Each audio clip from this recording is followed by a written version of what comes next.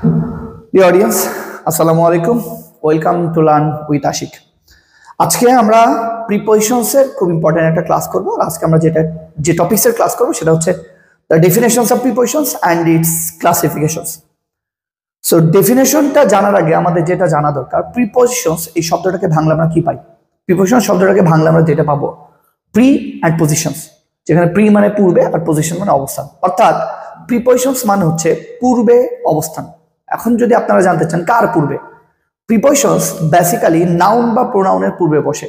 অর্থাৎ প্রিপজিশনস হইতে হলে প্রথম যে শর্তটা সেটা হচ্ছে এটার পরে অবশ্যই একটি নাউন বা প্রোনাউন থাকা লাগবে। যদি এর পরে যে আছে সে নাউন বা প্রোনাউন না হয় তাহলে মনে রাখবেন এ যে বসছে সেও কিন্তু প্রিপজিশনস না। যদি আমি একটু ক্লিয়ার করে বোঝানোর চেষ্টা করি, আপনারা একটু খেয়াল করবেন।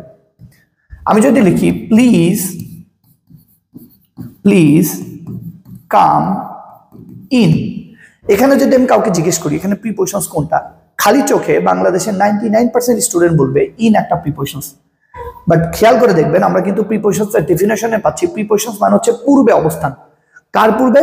নাউন বা প্রোনাউনের পূর্বে। তার মানে প্রিপজিশনস হইতে হলে তার প্রথম শর্ত হচ্ছে এরপরে একটা নাউন বা প্রোনাউন থাকা লাগবে। আমরা কি এখানে এরপরে কোনো নাউন বা প্রোনাউন দেখতে পাচ্ছি? না। যেহেতু এরপরে কোনো নাউন বা প্রোনাউন নাই তাই এর প্রিপজিশনস হওয়ার যোগ্যতাও নাই। যদি বলেন তাহলে এখানে এটা কি, এখানে এটা অ্যাডভার্ব হিসেবে ব্যবহৃত হয়েছে, বিকজ এই ইনটা কামকে মডিফাই করছে। সো আমরা বলছি প্রিপজিশনস হইতে হলে প্রথম শর্ত প্রিপজিশনস এর পরে একটা নাউন বা প্রোনাউন থাকা লাগবে। যদি নাউন বা প্রোনাউন না থাকে তাহলে সে কোনোভাবে প্রিপজিশনস হইতে পারবে না। এই সেম সেন্টেন্সটাকে আমরা যদি বলি please come in the room, একটু খেয়াল করে দেখবেন এই যে ইন এরপরে দ্য রুম যখন চলে এসছে তখন কিন্তু ইন প্রিপজিশনস হয়ে গেছে। অর্থাৎ প্রিপজিশনস হইতে হলে প্রথম শর্ত হচ্ছে এরপরে একটা নাউন বা প্রোনাউন থাকা লাগবে। যদি তারপরে কোনো নাউন বা প্রোনাউন না থাকে তাহলে প্রিপজিশনস হওয়ার প্রাথমিক যোগ্যতাই নাই। আই হোপ আমরা একটু ক্লিয়ার যে প্রিপজিশনস মানে হচ্ছে পূর্বে অবস্থান। কার পূর্বে? নাউন বা প্রোনাউনের পূর্বে। এখন আপনারা যদি বলেন এর কাজ কি, এর কাজ হচ্ছে সম্পর্ক স্থাপন করা, রিলেশনশিপ তৈরি করা। কার মধ্যে? এই যে নাউন বা প্রোনাউনের সাথে সেন্টেন্সে আরো যে অংশগুলো আছে তাদের মধ্যে রিলেশনশিপ ক্রিয়েট করাই হচ্ছে প্রিপজিশনসের কাজ। ইংলিশে প্রিপজিশনসকে বলা হয় আর রিলেটিং ওয়ার্ড। আমি আবারও বলছি, ইংলিশে প্রিপজিশনসকে বলা হয় রিলেটিং ওয়ার্ড। তার মানে আমরা বলছি এই সবটুকুকে যদি আমরা এক জায়গা করি তাহলে আমরা যেটা পাই, a prepositions is a word. Prepositions একটা শব্দ যেটা একটা নাউন বা প্রোনাউনের পূর্বে বসে সেন্টেন্সের নাউন বা প্রোনাউনের সাথে অন্যান্য জিনিসের সম্পর্ককে স্থাপন করে। তাহলে আমরা প্রিপজিশনসের ডেফিনিশন এইভাবে পাইতে পারি, যে সকল ওয়ার্ড নাউন বা প্রোনাউনের পূর্বে বসে, আবারও বলছি নাউন বা প্রোনাউনের পূর্বে বসে সেই নাউন বা প্রোনাউনের সাথে বাক্যের অন্য কোনো ওয়ার্ডের সম্পর্ক স্থাপন করে তাকেই বলা হয় প্রিপজিশনস। আই হোপ এটুকু আমরা ক্লিয়ার। যেমন এই সেন্টেন্সটা আমরা যদি পড়ি, আই লিভ ইন রাজশাহী, এখানে ইনটা রাজশাহীর পূর্বে বসে। রাজশাহী একটা নাউন, এর পূর্বে বসে আমি বাস করি রাজশাহীতে, এই রাজশাহী শব্দটা সম্পর্ক স্থাপন করেছে। এই জন্য এখানে ইনকে আমরা বলতেছি prepositions. I hope the definition of prepositions আপনাদের কাছে ক্লিয়ার। এখন আমরা প্রিপজিশনসের যে জিনিসটা শিখবো বা জানবো এইটা মোটামুটি আপনাদের ম্যাক্সিমাম স্টুডেন্টের কাছে একেবারেই নতুন হয়ে থাকবে, বিকজ এই যে জিনিসটা শিখাইতে যাচ্ছে এখন এইটা নিয়ে বাংলাদেশের কোনো বইতে ওইভাবে আলোচনাও করা নাই, বলাও নাই, কিচ্ছু নেই। বাট আধুনিক বা মডার্ন ইংলিশে বিভিন্ন কম্পিটিটিভ এক্সামে এই টপিকসটা থেকে অনেক কোশ্চেন হচ্ছে। সেটা হচ্ছে ক্লাসিফিকেশনস বা টাইপস অফ প্রিপজিশনস। এই প্রিপজিশনস বেসিক্যালি 6 প্রকারের হয়ে থাকে। এছাড়াও আরো একটা প্রকার আছে, বাট ওইটা নিয়ে আমরা আরেকদিন আলোচনা করব। মূলত প্রিপজিশনস 6 প্রকার হয়ে থাকে। সেই 6 প্রকার হচ্ছে simple prepositions, double prepositions, compound prepositions, phrase prepositions বা prepositional phrase, participle prepositions, and the last one is disguised prepositions. এই টোটাল প্রিপজিশনসকে 6 ভাগে ভাগ করা যায় বা 6টা নামে ডাকা যায়। আজকে আমরা শিখব কখন কোন প্রিপজিশনসকে কি নামে ডাকবো ইনশাআল্লাহ। তো সবার আগে যেটা শিখবো সেটা হচ্ছে সিম্পল প্রিপজিশনস। মনে রাখতে হবে সিম্পল প্রিপজিশন শুধু হচ্ছে তারা যারা সিম্পল একটা ওয়ার্ড নিয়ে বসে, সিম্পল একটা ওয়ার্ড নিয়ে যারা বসে তাদেরকে বলা হচ্ছে সিম্পল প্রিপজিশন, যেটা বেসিক্যালি আমরা জেনে অভ্যস্ত। যেমন in, on, at, to, from, by, single word যখন প্রিপজিশনস মতো কাজ করে তখন তাদেরকে বলা হয় simple prepositions. The next one is double prepositions. এইটাও খুব মজার গ্রামার, মনে রাখতে হবে ডাবল প্রিপজিশনস হচ্ছে তারা যারা দুইটা সিম্পল প্রিপোজিশনস একসাথে বসে যুক্ত হয়, আমি আবারও বলছি, দুইটা সিম্পল প্রিপোজিশন যখন পাশাপাশি বসে একসাথে একটা প্রিপোজিশনসের কাজ করে তখন তাদেরকে বলা হয় ডাবল প্রিপোজিশনস। একটু খেয়াল করে দেখবেন এখানে অন টু, আমরা যদি এটাকে আলাদা করি অন একটা আলাদা, টু একটা আলাদা, বাট যখন একসাথে বসছে অন টু তখন তারা হয়ে গেছে ডাবল প্রিপোজিশনস। ইন একটা প্রিপোজিশনস, টু একটা প্রিপোজিশনস, বাট এই দুইটাকে যখন আমরা একসাথে করে বলছি ইনটু তখন তারা হয়ে যাচ্ছে ডাবল প্রিপোজিশনস। আই হোপ আপনারা এই বিষয়টাও ক্লিয়ার ইনশাল্লাহ। আমরা যদি এই উদাহরণটা দেখি, খেয়াল করে দেখেন, Messi is famous through out the world. এই যে থ্রু আউট দ্য ওয়ার্ল্ড, এটাকে যদি আমরা ভাঙি তাহলে থ্রু একটা প্রিপোজিশনস, আউট একটা প্রিপোজিশনস, এই দুইটা সিম্পল প্রিপোজিশন যখন একসাথে বসে একটা প্রিপোজিশনসের মতো কাজ করছে তখন আমরা তাকে বলছি ডাবল প্রিপোজিশনস। ইনশাআল্লাহ আপনারা এবং খেয়াল করে দেখবেন সব জায়গাতেই কিন্তু প্রিপোজিশনস যেখানে বসছে তারপরে একটা নাউন বা প্রোনাউন আছে, বিকজ প্রিপোজিশনস নাউন বা প্রোনাউন ছাড়া একা বসতে পারে না। এই জিনিসটা সর্বক্ষেত্রে মাথায় রাখতে হবে, বিকজ প্রিপোজিশনস আপনি যে ব্যবহারই শিখেন, it depends on this noun or pronoun. The next one is compound prepositions. এই compound prepositionsটাও অনেকটা ডাবল প্রিপোজিশনসের মতোই, বাট এখানে একটু আলাদা আছে। মনে রাখতে হবে ডাবল প্রিপোজিশনসে আমরা সিম্পল দুইটা প্রিপোজিশনসকে পাশাপাশি একদম সরাসরি আলাদা পাইছিলাম, বাট কম্পাউন্ড প্রিপোজিশনসে এখানেও আমরা একের বেশি প্রিপোজিশনস একসাথে পাবো, বাট সরাসরি পাবো না, এটাকে আলাদা করে ভাঙতে হবে। যেমন আমরা যদি বলি অ্যাবাউট, এখানে অ্যাবাউটকে ভাঙলে পরে আমরা যেটা যেটা পাই সেটা হচ্ছে on plus by plus out. যেখানে আমরা অ্যাবাউটের মধ্যে শুধু আউটটাকে দেখতে পাচ্ছি, এই এ বি বলে কিছু নাই, তখন এটাকে ভেঙে আমরা পাচ্ছি অন অ্যান্ড বাই। এই এ মানে অন আর বি মানে by, on by plus out তিনটা মিলে যেটা হচ্ছে সেটা হচ্ছে about.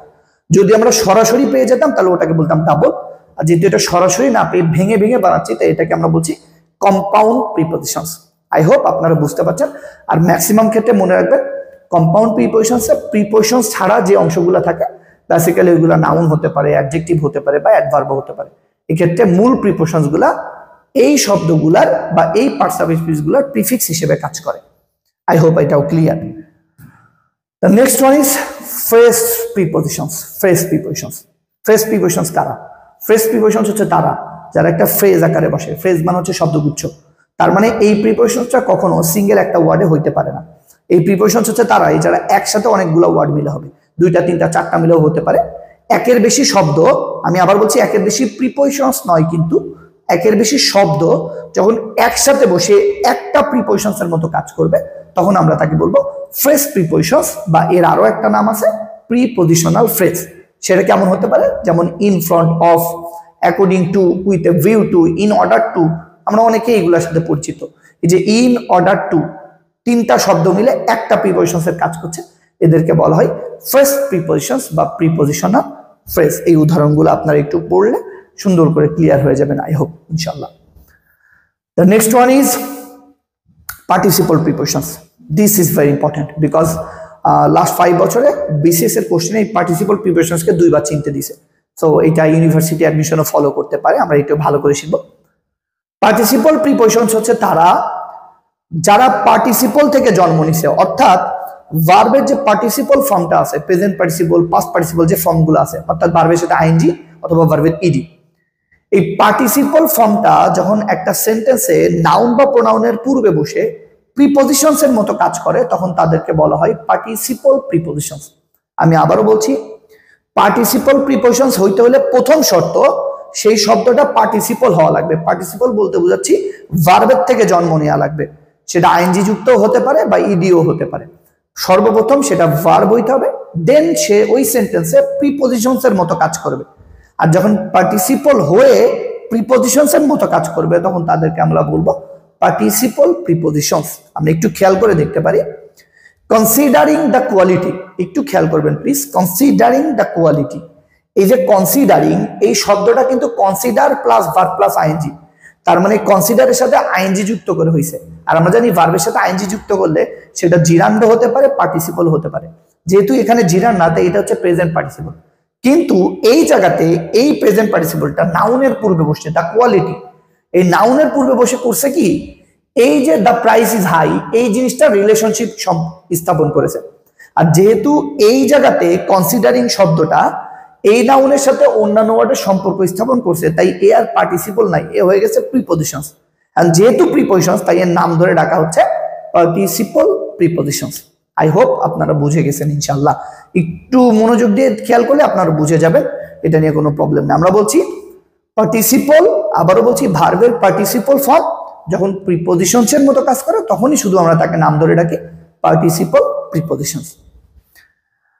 The next one is disguised prepositions. এটা খুবই আনকমন। disguised prepositions হচ্ছে ওই প্রিপজিশনস যে প্রিপজিশনসটা সরাসরি দেয়া থাকে না, উজ্জ্ব থাকে, আমাদেরকে বুঝে নিতে হয়। আবার বলছি উজ্জ্ব থাকে, লুকায়িত থাকে। ডিসগাইজ মানে হচ্ছে লুকায়িত বা উজ্জ্বকিত যে প্রিপজিশন থাকে সেটাকে বলা হচ্ছে disguised prepositions। সেটা কেমন? সেটা যেমন আমরা ছোটকাল থেকে সবাই পড়ে এসেছি 6 o'clock, এই যে ওর পরে একটা অ্যাপোস্ট্রফি থাকে। আমরা জানি অ্যাপোস্ট্রফি মানে হচ্ছে কোন একটা লেটারকে উজ্জ্ব রাখা বা সংক্ষিপ্ত করা। এই যে উজ্জ্ব রাখা, এখানে একটা জিনিস উজ্জ্ব আছে, সেটা হচ্ছে এফ, যেটাকে আমরা বলছি 6 o'clock। এই যে এফটা উজ্জ্ব আছে, লুকায়িত আছে, এটাকেই বলা হচ্ছে disguised prepositions। অথবা she went a hunting, এই যে এখানে এ মানে হচ্ছে অন, এখানে এ বলতে বুঝে অন, এই যে অনটা উজ্জ্ব রেখে এ বসানো হয়েছে, এটাকেই বলা হচ্ছে disguised prepositions বা ছদ্মবেশী প্রিপজিশনস। আই হোপ আপনারা এই 6টা প্রিপজিশনসকে বুঝতে পারবেন বা ট্রাই করতে পারবেন। আবার বলছি একটু মনোযোগ দিয়ে জাস্ট ঠান্ডা মাথায় চিন্তা করবেন। প্রিপজিশনস এর ক্লাসিফিকেশন বা টাইপস অফ প্রিপজিশন 6 প্রকার। এটা আগে এতটা আলোচনায় আসেনি, এখন আলোচনায় আসছে, বিকজ লাস্ট 5 ইয়ার্সে বিসিএস এ 2 বার এই প্রিপজিশনস এর টাইপস কে চিনতে দিয়েছে, তাই আমরাও একটু জানবো, বিকজ অ্যাডমিশনে ওইগুলো আসতে পারে। টাইপস অফ প্রিপজিশনস এর ক্ষেত্রে প্রিপজিশনস 6 প্রকার, আমি আবারও বলছি 6 প্রকার। আরো একটা আছে, ওইটা আলাদা, ডিটাচ প্রিপজিশনস, ওইটা নিয়ে আমরা আলাদা ক্লাস করব। বাট প্রিপজিশনস বেসিক্যালি 6 প্রকার: simple prepositions, double prepositions, compound prepositions, phrase prepositions, participle prepositions and disguise prepositions. তাদের প্রত্যেকটারই উদাহরণ দিয়ে শিখিয়ে দিলাম। আই হোপ আপনারা একটু খেয়াল করলে দেখতে পারবেন ইনশাআল্লাহ। দেখা হচ্ছে নেক্সট ক্লাসে, ততক্ষণ ভালো থাকবেন। আল্লাহ হাফেজ।